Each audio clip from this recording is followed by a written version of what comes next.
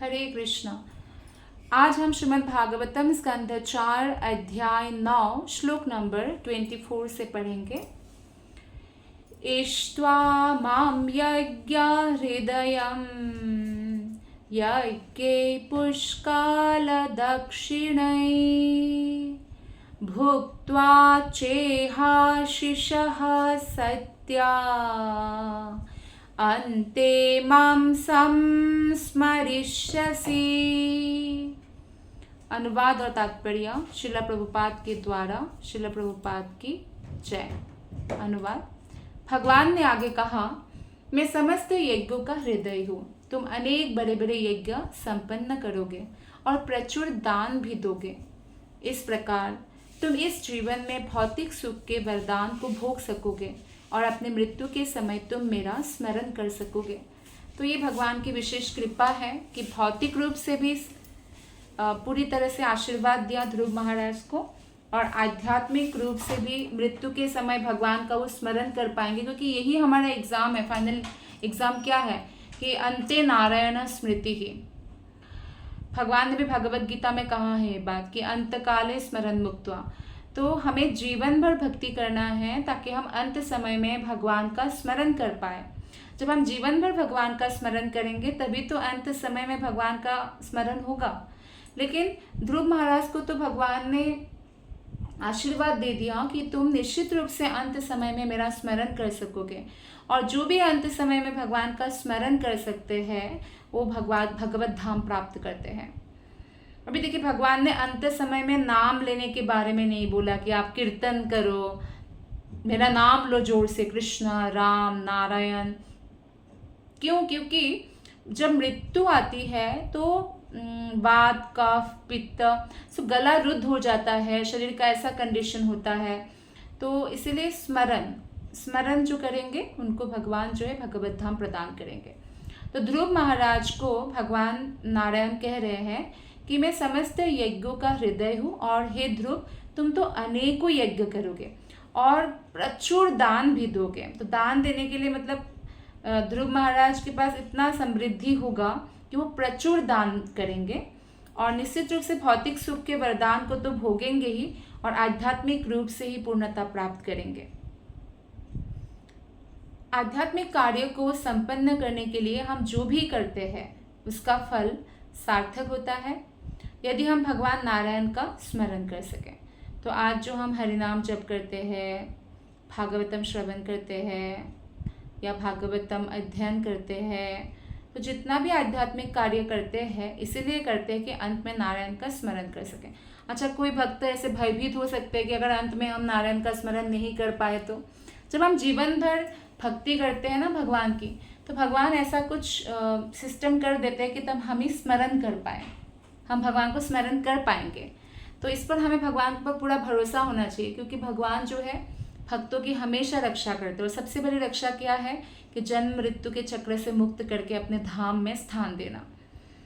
इसलिए बड़ा पुराण में भगवान ने कहा है, यदि वातादि दोषे न, यदि बात पित्तादि दोष के कारण मम भक्त मम न स्मरेत मद्भक्त मम न च स्मरेत, मेरा भक्त अगर मेरा स्मरण नहीं भी कर पाएगा, अहम स्मरामि मद्भक्त, मैं मेरे भक्तों को स्मरण करूँगा, नयामि परमम गति, और परम गति प्रदान करूँगा।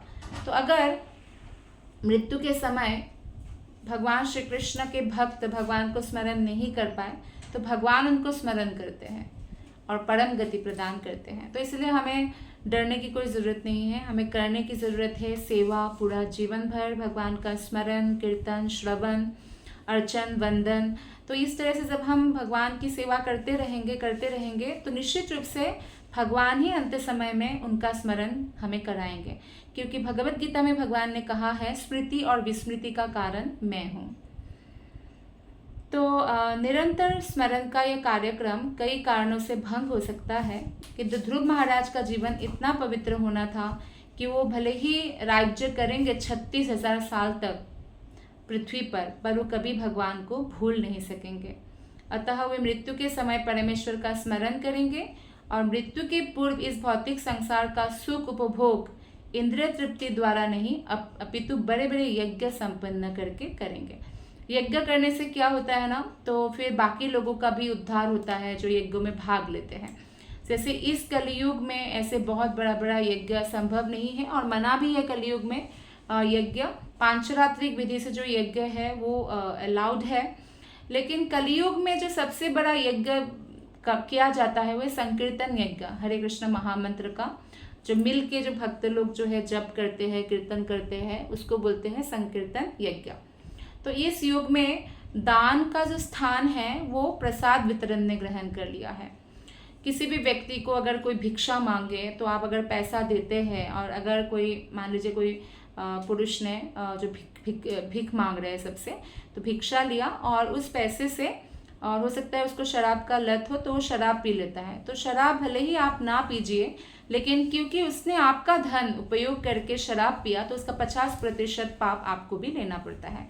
इसलिए श्रील प्रभुपाद बताते हैं कि सेफर साइड है कि हम हमेशा कृष्ण प्रसाद वितरण करें। इवन भिक्षा भी मांगे तो वो पेट के लिए ही मांगते हैं, तो पॉसिबल हो तो कृष्ण प्रसाद कैरी करें, कृष्ण प्रसाद दे, क्योंकि धन वितरण की अपेक्षा यह अधिक महत्वपूर्ण होगा।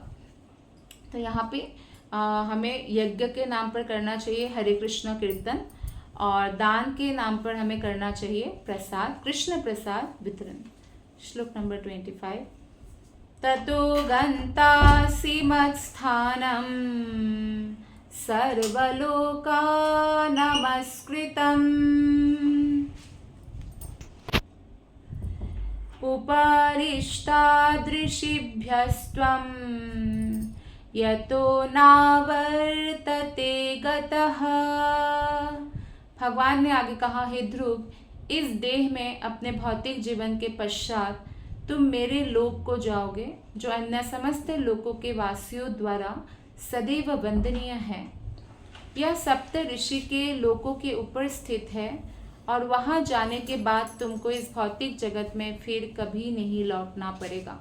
तो भगवान की इन बातों से हमें स्पष्ट पता चलता है कि ध्रुव के लिए जो लोक निर्धारित किया है भगवान ने, वो भौतिक लोक नहीं है और भौतिक जगत में उनको नहीं लौटना पड़ेगा।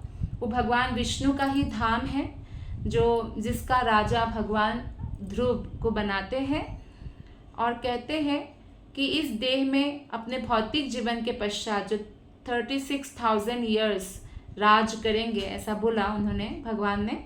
उसके बाद तुम मेरे लोक को जाओगे और अन्य समस्त लोकों के वासियों द्वारा सदैव वंदनीय है। तो यानी मेरे लोक ध्रुव लोक है, तो ध्रुव लोक भी विष्णु लोक ही है, और विष्णु लोक जो है, जो ध्रुव तारा है, ध्रुव लोक है, वो शाश्वत है, जैसे वैकुंठ शाश्वत है और समस्त लोकों के द्वारा पूजनीय है। सारे ग्रह नक्षत्र उसका परिक्रमा करते हैं और ये लोक सप्त ऋषि के लोक के ऊपर स्थित है। तात्पर्य में श्रील प्रभुपाद जी बताते हैं कि इस श्लोक में नावर्तते शब्द अत्यंत महत्वपूर्ण है। भगवान कहते हैं कि तुम इस भौतिक जगत में पुनः नहीं आओगे, तुम मत स्थानम अर्थात मेरे धाम पहुंच जाओगे। तो कौन से धाम? ध्रुव लोक, भगवान का धाम है। तो अतः इस भौतिक जगत में ध्रुव लोक जो है विष्णु का धाम है। इसके ऊपर, ध्रुव लोक के ऊपर क्षीर सागर है जिसके भीतर श्वेत द्वीप है। यह भी स्पष्ट सूचित होता है कि यह लोक ऋषियों के सप्त लोकों के ऊपर है, और चूंकि क्योंकि यह विष्णु लोक है तो समस्त लोकों के द्वारा यह पूजित है। तो यहाँ पर ये प्रश्न हो सकता है कि अच्छा, जब प्रलय होगा तो ध्रुव लोक का क्या होगा? प्रलय होने पर वैकुंठ लोक का क्या होता है? क्या प्रलय वैकुंठ लोक को स्पर्श कर पाता है? नहीं। तो वैकुंठ लोकों के भांति ही ध्रुव लोक बना रहता है। और इस प्रसंग में श्री विश्वनाथ चक्रवर्ती ठाकुर की टीका है कि निवर्तते शब्द ही इसका सूचक है कि ध्रुव का जो लोक जो भगवान ने दिया है वो शाश्वत है, वो प्रलय में भी कभी नष्ट नहीं होगा। श्लोक नंबर 26। मैत्रेय उवाच इत्यर्चितः स भगवान् इति दिशात्मनः पदम् बालस्य पश्यतु धाम स्वमगाद्गरुडध्वजः। मैत्रेय मुनि ने कहा, बालक ध्रुव महाराज द्वारा पूजित तथा सम्मानित होकर और उन्हें अपना धाम देकर भगवान विष्णु गरुड़ की पीठ पर चढ़कर ध्रुव के देखते देखते अपने धाम को चले गए। तो ध्रुव महाराज ने भगवान की स्तुति किया। जब दर्शन हुआ, भगवान ने ध्रुव महाराज को भौतिक आध्यात्मिक पूर्ण आशीर्वाद प्रदान किया और उसके बाद ये भी बताया कि उनके सौतेली माता जिन्होंने उनको इतना तकलीफ दिया उनके साथ क्या होगा, उनकी बेटी के साथ क्या होगा। फिर बालक ध्रुव द्वारा पूजित और सम्मानित होने के बाद जो है वो अपने धाम लौट गए गरुड़ के ऊपर बैठकर, क्योंकि गरुड़ उनका वाहन है।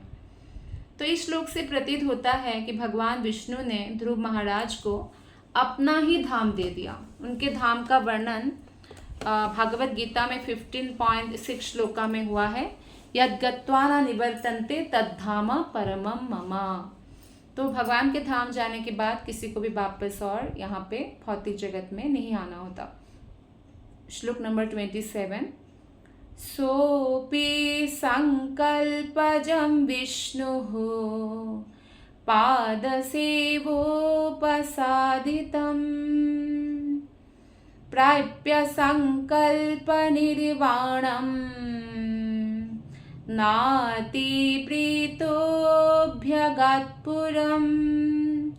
भगवान के चरण कमलों की उपासना द्वारा अपने संकल्प का मन वांछित फल प्राप्त करके भी ध्रुव महाराज अत्यधिक प्रसन्न नहीं हुए। तब वे अपने घर चले गए। अच्छा, भगवान का दर्शन किया, भगवान ने उनसे डायरेक्ट बात किया। ध्रुव ने नहीं मांगा। जब भगवान का दर्शन किया, ध्रुव ने सिर्फ भक्तों की संगति मांगा। उन्होंने नहीं बोला है कि मेरे सौतेली माता से मुझे प्रतिशोध लेना है या मुझे जो है ऐसा लोक चाहिए। पर भगवान सबके हृदय में रहते, तो जानते हैं ना, वो परमात्मा है सबके हृदय में। तो नहीं मांगने पर भी उनको सब कुछ दिया। फिर भी ध्रुव महाराज प्रसन्न नहीं था।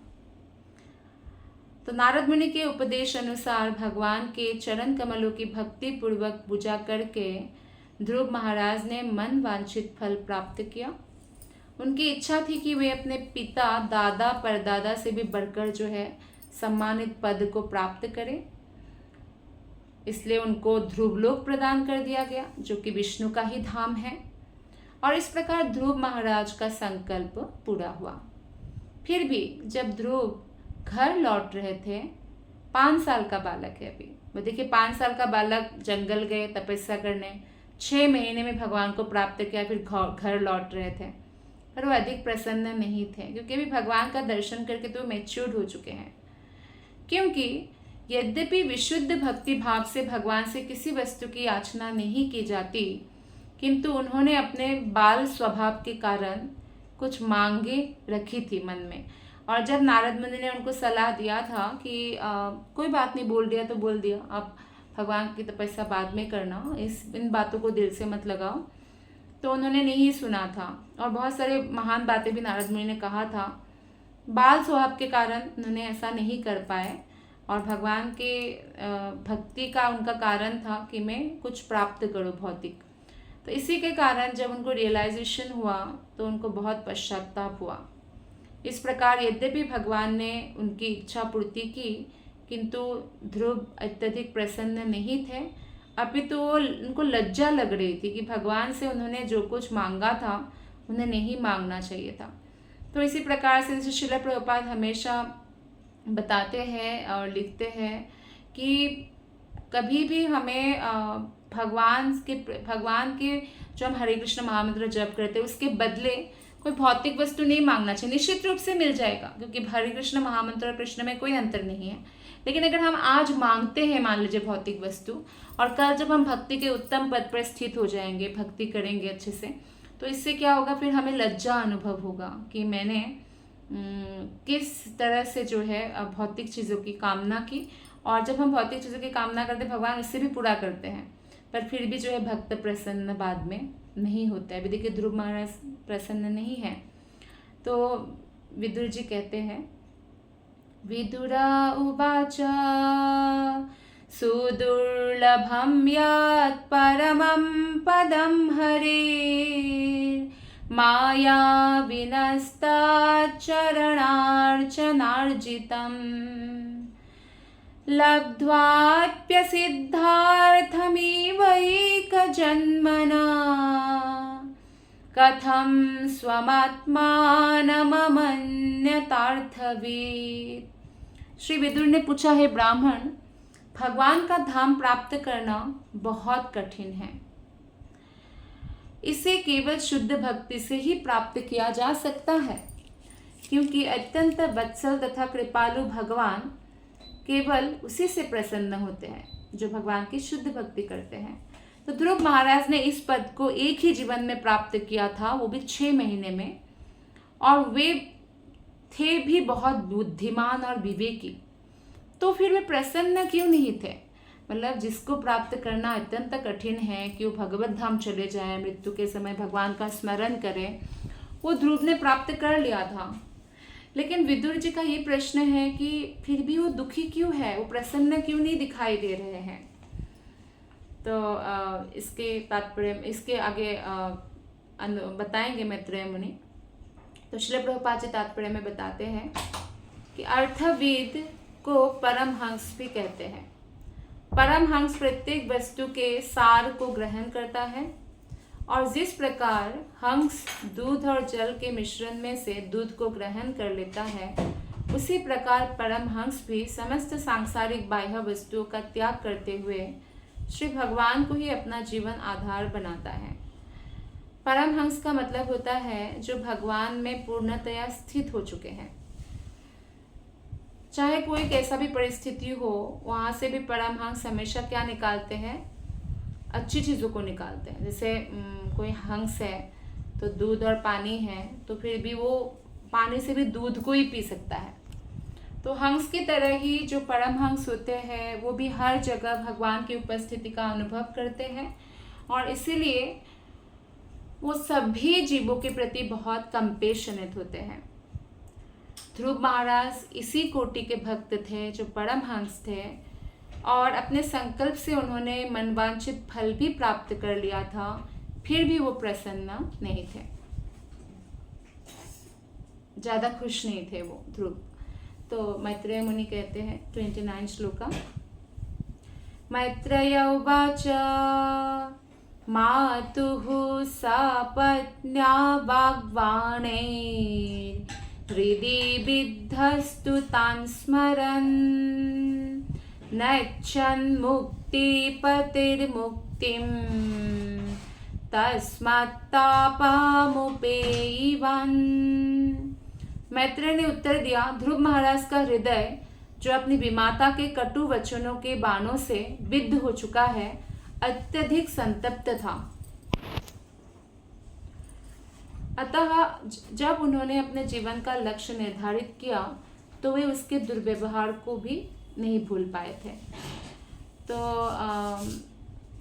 जब वो जंगल में गए, उसके पीछे मोटिवेशन ही यही था कि उनकी सौतेली माता ने उनका अपमान किया, कठोर शब्द से उनके पिता की गोद में बैठने नहीं दिया, और बोला कि तुम, क्योंकि तुम्हारे माता के पुत्र हो, तो इस सिंहासन में बैठने के लायक नहीं हो। तो उन्होंने सोचा कि मुझे इससे भी बड़ा सिंहासन चाहिए, और उनका अपने माता के प्रति एक बदले की भावना भी थी कि मैं इनको दिखा दूंगा, लाइक दैट। तो उनका बहुत हृदय जो है मर्माहत हो चुका था, बहुत कष्ट में थे जब वो तपस्या करने गए थे।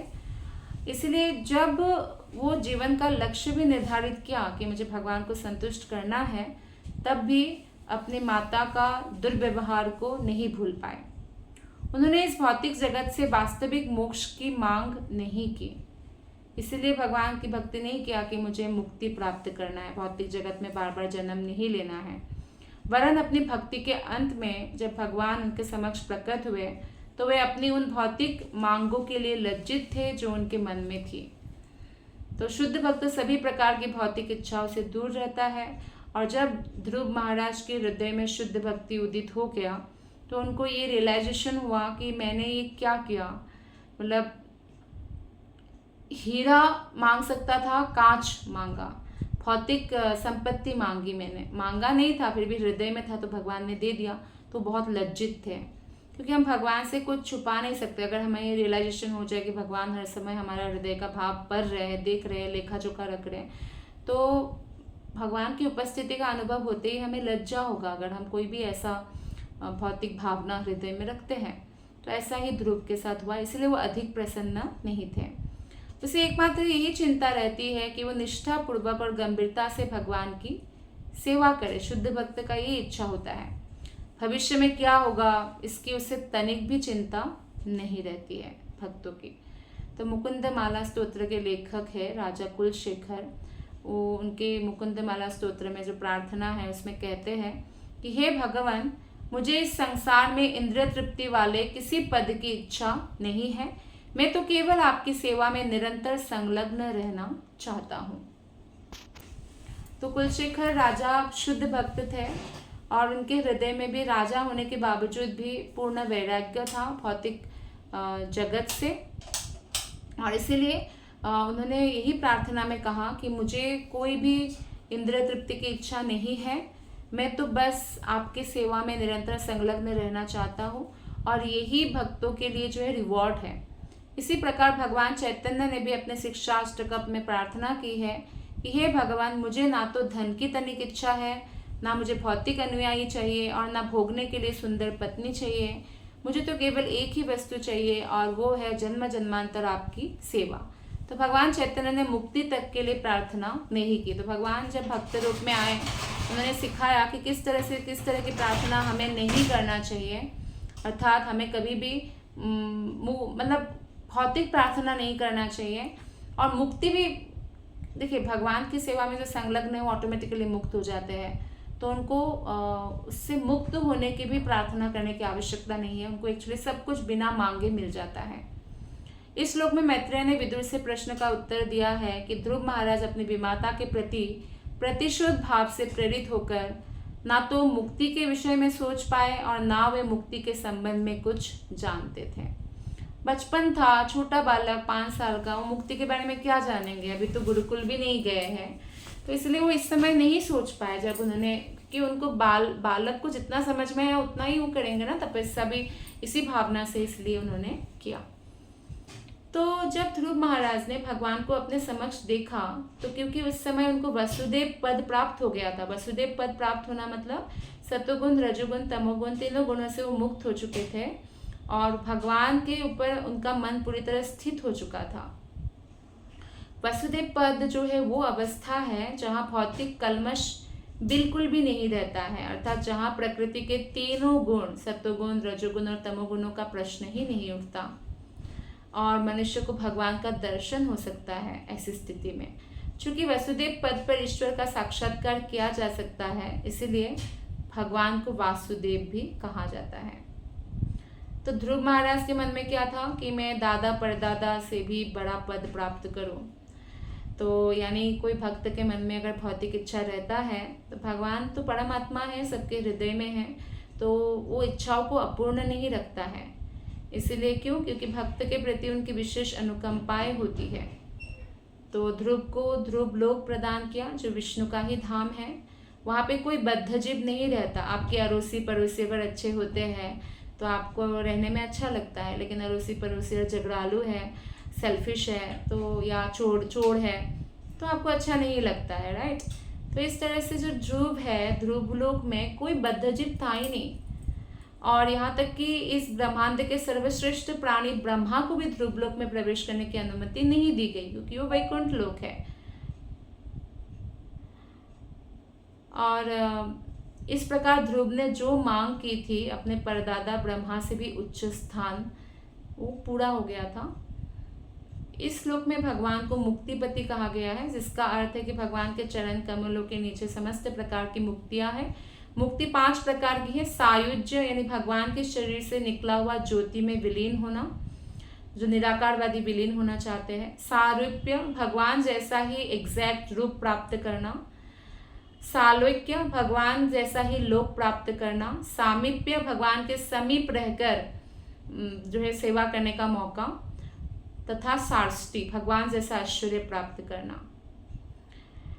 तो कई विद्वानों का ये राय है कि सायुज्य मुक्ति की गणना मुक्ति में नहीं होनी चाहिए, क्योंकि एक्चुअली सायुज्य मुक्ति वैष्णव मुक्ति नहीं है, निर्गुण निराकारवादी निर्विशेषवादियों का मुक्ति है, जो वास्तव में विद्वान लोग मुक्ति नहीं मानते। क्योंकि ये मुक्ति जब वो लोग ब्रह्म ज्योति में रहते हैं, अगर क्योंकि वो आत्मा है और आत्मा सक्रिय है, अगर थोड़ा सा भी ऐसा उनके मन में आया कि सेवा करने का भाव, तो वो तुरंत पृथ्वी पर गिर जाते हैं।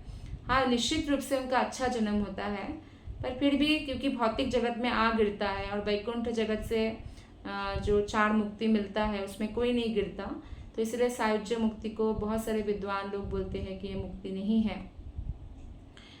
तो इसकी जानकारी हमें श्रीमद् भागवत की 10वें स्कंद में मिलता है, जिसमें कहा गया है पतन्त्यधः, अर्थात वे पुनः नीचे गिर जाते हैं। जीवात्मा की स्वाभाविक स्थिति है भगवान की सेवा करना। जीवेर स्वरूप है कृष्ण नित्य दास, और यही वास्तविक मुक्ति है। कोई अगर अपना वास्तविक स्थिति को समझ जाए कि हम तो भगवान का दास हैं, कभी भी देखिए भक्त ये नहीं बोलेंगे मैं तो कृष्ण का बहुत बड़ा भक्त हूँ, कभी नहीं बोलेंगे। अगर कोई ऐसा बोलते हैं, मीन्स उनको वो नॉलेज नहीं है कि भक्ति में कोई जितना भी आगे बढ़े वो आपको तुच्छ भक्त समझते हैं, है ना। तो फिर इस तरह से जो है भगवत गीता में इसकी पुष्टि हुई है, जो भी भगवान की दिव्य प्रेमा भक्ति करता है वो मुक्त या ब्रह्मभूत माना जाता है। तो जो भक्ति करते हैं और शुद्ध भक्ति पद पर स्थित होते हैं, उनको ये शरीर छोड़ने की वेट करने की जरूरत नहीं है, वो इसी शरीर में ही मुक्त हो सकते हैं। गीता में यह भी कहा गया है कि जब भक्त में कोई भौतिक कल्मश नहीं रहता तो ब्रह्मभूत पद पर स्थित माना जाता है। और पद्म पुराण में भी इसकी पुष्टि हुई है कि मुक्ति का अर्थ श्री भगवान की सेवा में अनुरक्त रहना।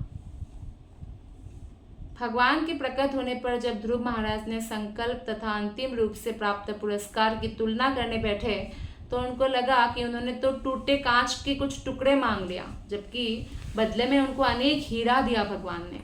भगवान ने बोला मृत्यु के बाद जो है भगवत धाम प्राप्त करोगे, मृत्यु के समय मेरा स्मरण कर पाओगे। तो जैसे ही भगवान को अपने समक्ष ध्रुव ने देखा तो उन्हें तुरंत बोध हो आया कि उन्होंने भगवान से ब्रह्मा जी से भी बढ़कर पद को प्राप्त करने की जो है बहुत तुच्छ मांग की है, क्योंकि भौतिक मांग जो है बहुत तुच्छ होते हैं। जैसे कोई मिलियनर है, बिलियनर है और उसको किसी ने 1 रुपया भीख में मांगा, ऐसा है। तो भगवान तो मुक्ति प्रदान कर सकते हैं, शुद्ध प्रेमा भक्ति प्रदान कर सकते हैं। जब ध्रुव महाराज को साक्षात देखकर वसुदेव पद पर स्थित हो गए, ध्रुव महाराज भगवान को दर्शन किया और निश्चित रूप से वासुदेव पद पर स्थित थे, तो उनका समस्त भौतिक कल्मश नष्ट हो गया और इसीलिए उन्होंने लज्जा का अनुभव किया कि मैंने कैसी भौतिक इच्छाएं अपने हृदय में जो है स्थान दिया। जब वो गए थे जंगल तो अपने सौतेली माता के प्रति बदले की भावना थी और कोई सम्मानित पद पाना चाहते थे। तो यही कारण था कि जब भगवान से उनको अपने मनवांछित चीज़ें मिली भी तो उनका मन खिन्न था कि शुद्ध भक्ति में कभी भी कोई चीज़ भौतिक वस्तु नहीं मांगा जाता, फिर भी मैंने मांगा। तो जब ध्रुव महाराज ने वास्तव में भगवान को अपने समक्ष देखा तो अपनी माता के प्रति जो प्रतिशोध लेने की भावना थी उस समय नहीं था, नष्ट हो गया, या कोई महान राज्य प्राप्त करने की इच्छा वो नष्ट हो गया। फिर भी दयालु भगवान ने उनकी सारी इच्छाएं पूर्ति की।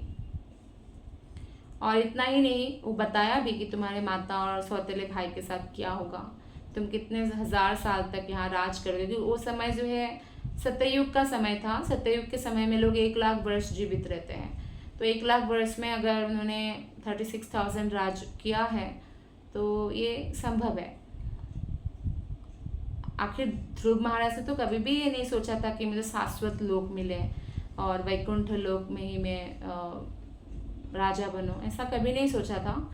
लेकिन फिर भी कृष्ण ने दिया उनको, और अनेक यज्ञ भी वो करेंगे ऐसा भी बताया, और सबसे विख्यात राजा भी उनको बनाया, और आध्यात्मिक जगत का ही उनको जो ध्रुव लोक प्रदान किया। तो 30 नंबर श्लोक है। ध्रुव उवाच समाधिना नैक भवेन यत्पदम् विदुः सनन्दादय ऊर्ध्वरेतसः मासेदहं षड्भिरामुष्य पादयो छायामुपेत्यापगतः पृथङ्मतिः। ध्रुव महाराज ने मन ही मन सोचा, भगवान के चरण कमलों की छाया में स्थित रहने का प्रयत्न करना कोई सरल कार्य नहीं है, क्योंकि सनंदन इत्यादि जैसे महान ब्रह्मचारियों ने भी, जिन्होंने समाधि में अष्टांग योग की साधना की, अनेक जन्मों के बाद ही भगवान के चरणारविंद की शरण प्राप्त की है। मैंने तो 6 महीनों में ही वही फल प्राप्त कर लिया है, तो भी मैं भगवान से भिन्न प्रकार से सोचने के कारण मैं अपने पद से नीचे गिर गया हूँ। तो मन ही मन ध्रुव महाराज ने सोचा कि भगवान के चरण कमलों को प्राप्त करना कोई सरल काम तो नहीं है, और बहुत सारे लोगों को बहुत जन्मों के बाद ऐसा प्राप्त हुआ है जो मुझे 6 महीने में प्राप्त हुआ। लेकिन क्योंकि मैंने भौतिक इच्छा रखी, इसलिए जो है मेरा पद जो है एक प्रकार से मैं नीचे गिर गया हूँ, ऐसा उन्होंने सोचा। ध्रुव महाराज को ये आशा थी कि जब अब मैं भगवान का दर्शन कर चुका हूँ, क्योंकि जितना वो तपस्या किया उतना ही वो भौतिक कलमश से मुक्त होता गया, और जैसे ही भगवान का दर्शन किया वासुदेव पद में स्थित हो गए, तो उनको ये आशा थी कि भगवान तुरंत मुझे भगवत धाम ले जाएंगे।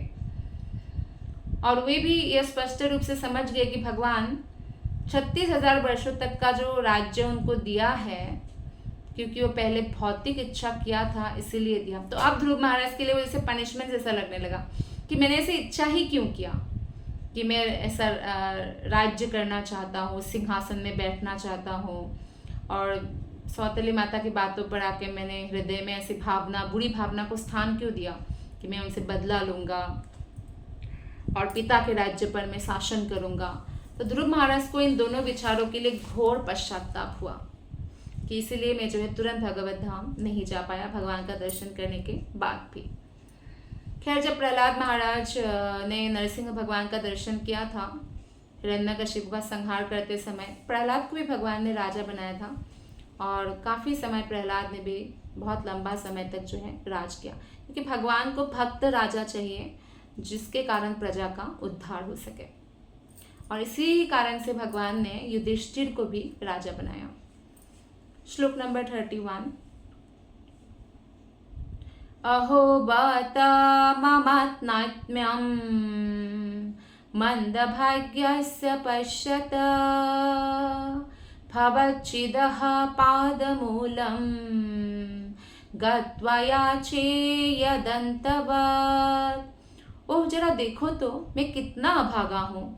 मैं उन भगवान के चरण कमलों से पास पहुँच गया जो जन्म मरण के चक्र की श्रृंखला को तुरंत काट सकते हैं, किंतु फिर भी अपनी मूर्खता के कारण मैंने ऐसी वस्तुओं की याचना की जो नाशवान हैं।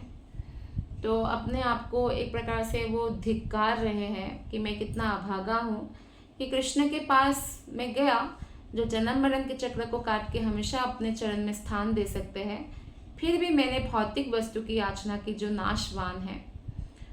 ध्रुव महाराज अपने अभागी स्थिति पर उनको खेद है, क्योंकि नाशवान यानी भौतिक वस्तु की उन्होंने मांग की जो जन्म मरण से मुक्ति दिलाने वाले भगवान मुकुंद है।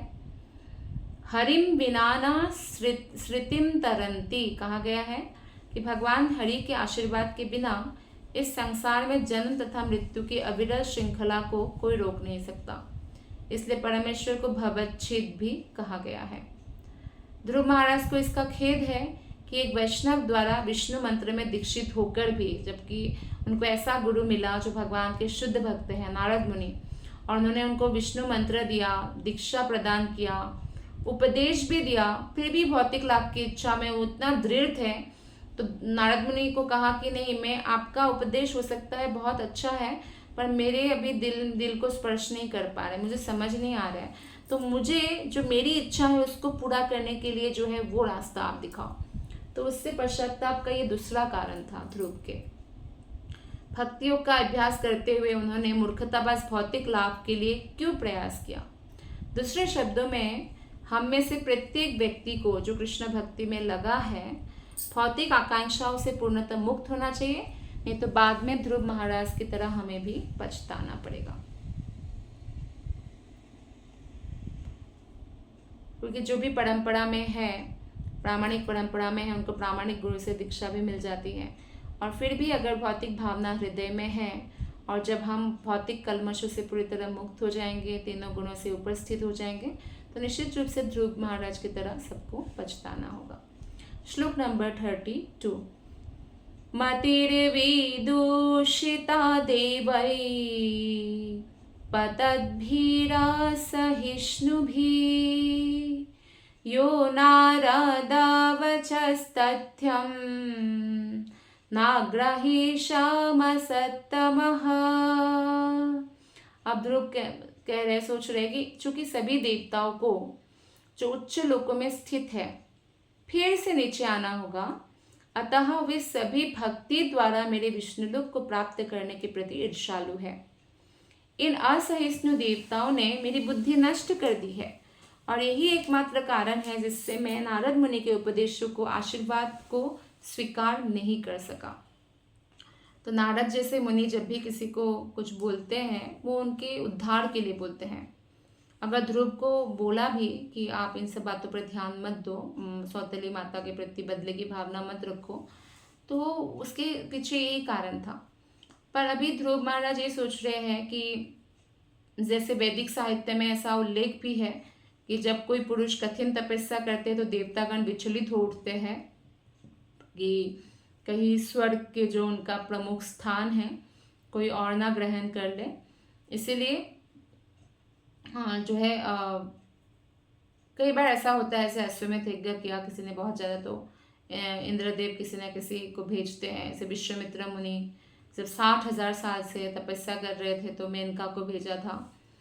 तो उन्हें पता है कि स्वर्ग में जो देवताओं का स्थान है, देवता लोगों को मालूम है यह अस्थायी है।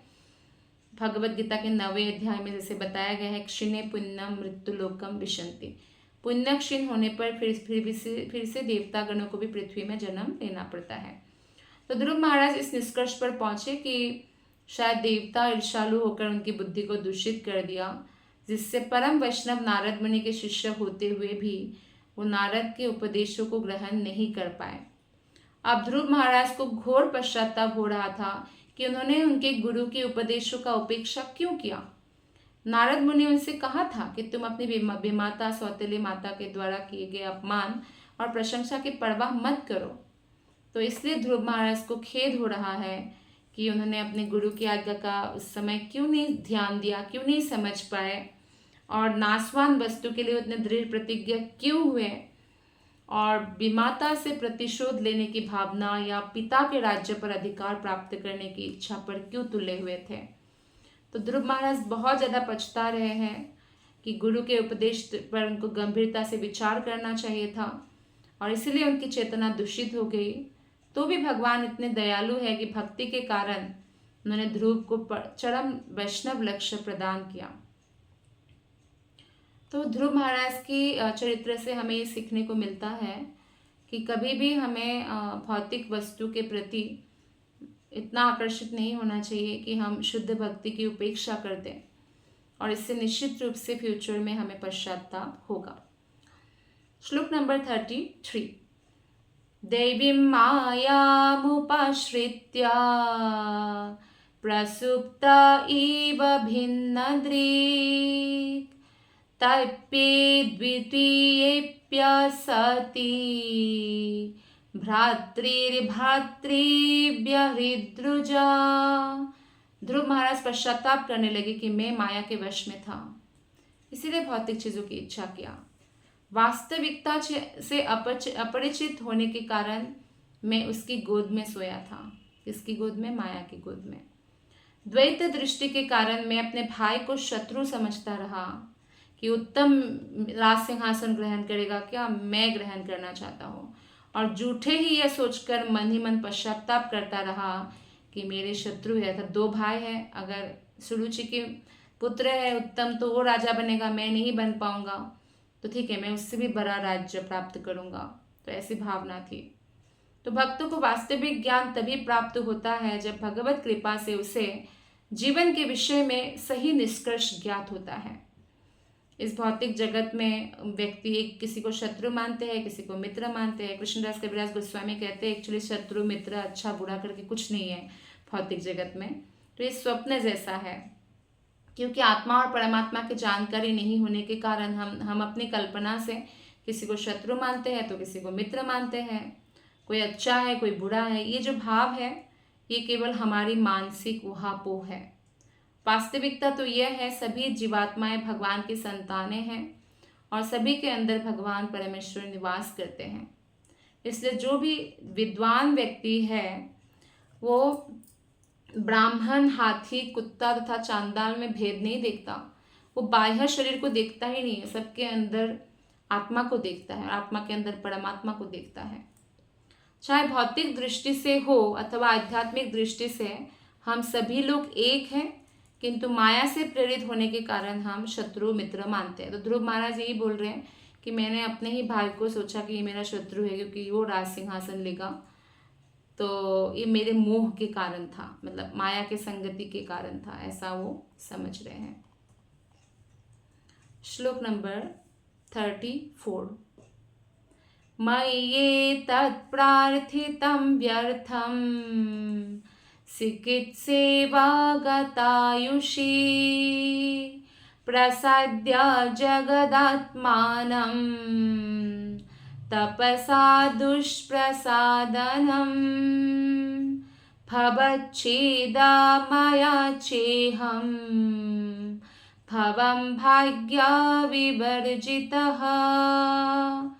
भगवान को प्रसन्न कर पाना अत्यंत कठिन है, किंतु मैंने तो समस्त ब्रह्मांड के परमात्मा को प्रसन्न करके भी अपने लिए व्यर्थ वस्तुएं मांगी है। मेरे कार्य ठीक वैसे ही है जैसे पहले से किसी मृत व्यक्ति का उपचार करना। जरा देखो तो मैं कितना अभागा हूँ कि जन्म तथा मृत्यु की श्रृंखला को काटने में समर्थ परमेश्वर से साक्षात्कार कर लेने पर भी मैंने फिर उन्हीं दशाओं के लिए पुनः प्रार्थना की है। तो कभी कभी ऐसा होता है कि प्रेमा भक्ति में अनुरक्त रहने वाला भक्त भी भौतिक इच्छा करते हैं, लेकिन ये भक्ति करने की सही विधि नहीं है। अविद्या के कारण ही हम लोग भौतिक इच्छाओं को अपने हृदय में स्थान देते हैं। इसीलिए ध्रुव महाराज को जो है बहुत पछतावा हो रहा है। श्लोक नंबर 35। स्वाराज्यं यच्चतो मोध्यान् मानो मे भीक्षितो बत ईश्वरात् क्षीण पुण्येन फलिकारानि बाधनः। पूरी तरह अपनी मूर्खता और पुण्य कर्मों की न्यूनता के कारण ही मैंने भौतिक नाम, यश तथा संपन्नता चाही। यद्यपि भगवान ने मुझे अपनी निजी सेवा प्रदान की थी, मेरी स्थिति तो उस निर्धन व्यक्ति की सी है जिस बेचारे ने महान सम्राट के प्रसन्न होने पर मुंह मांगी वस्तु मांगने के लिए कहे जाने पर अज्ञानवश चावल के कुछ कने ही मांगे। जैसे कोई राजा है, राजा ने बोला जो मांगो वो दूंगा। हो सकता है 5 गांव 10 गांव जो भी मांगे, 10,000 गाय, हाथी, कुछ भी दे सकता है, लेकिन क्या मांगा?